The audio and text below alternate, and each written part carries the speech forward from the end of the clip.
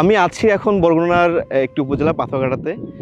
আমার পাশে হচ্ছে বিষখালী নদী এবং আমার সামনে যদি যাই কয়েক কিলো পরে বঙ্গোপসাগর। তো মূলত এই জায়গাটা আসার কারণ হচ্ছে চারপাশে এত পানি, কিন্তু এই এলাকার মানুষ কিন্তু পানির অভাবে পানি খেতে পারে না। সুপেয় পানির জন্য তাদের প্রতিদিন হাঁটতে হয় মাইলের পর মাইল, ঘন্টার পর ঘন্টা। পানির দেশে থেকেও এই গ্রামের মানুষ প্রতিদিন তৃষ্ণার সাথে লড়াই করে। চরদোয়ানি, যেখানে এক ফোঁটা পানি জীবনের সবচেয়ে বড় সংগ্রাম। বাংলাদেশের সর্বদক্ষিণে বরগুনা জেলার পাথরঘাটার এক শান্ত সুন্দর গ্রাম চরদোয়ানি। চারদিকে নদী আর সাগরের আলিঙ্গনে ঘেরা এই গ্রাম যেন প্রকৃতির এক অপার সৃষ্টি। এখানকার মানুষগুলো সহজ সরল, অতিথিপরায়ণ, কিন্তু তাদের জীবনের গল্পে লুকিয়ে আছে এক কঠিন বাস্তবতা। তো নদীর থেকে কোনো পানি নেই, লবণ খাওয়া যায় না, কোনো টিউবওয়েলও নাই, কোনো ফিল্টারও নাই, কিছু নাই। ওই শুকনোর দিনে পুষ্করির পানি আনি, আর ওই দেওয়ার সিজনে তো ওই বৃষ্টির পানি পরে, হেই আর কোনো পানির সমস্যা বেশি। এই অঞ্চলের সবচেয়ে বড় সংকট পানি। এখানে পানির জন্য যুদ্ধ করতে হয় প্রতিদিন।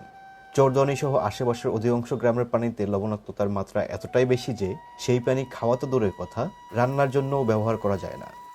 লবণ পানি খাওয়া যায় না, আবার ওই ওই অনেক দুধে পানি এনে খাওয়া লাগে।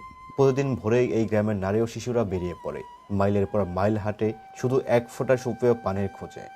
একটি গবেষণায় দেখা গেছে বিশ্বের প্রায় 53টি দেশে নারী ও শিশুরা প্রতিদিন 25 কোটি ঘন্টা শুধু ব্যয় করে এই পানির জন্য। আর চরদোয়ানির মানুষ, তাদের প্রতিদিন যেন সেই বৈশ্বিক সংকটের একটি জীবন্ত উদাহরণ। আমাদের বাংলাদেশ একটি নদীমাতৃক দেশ, কিন্তু এই নদীমাতৃক দেশ হওয়ার পরেও আমাদের কিছু কিছু অঞ্চলে চারপাশে পানি থাকা সত্ত্বেও যে সুপেয় পানিটা কিন্তু পায় না সঠিকভাবে।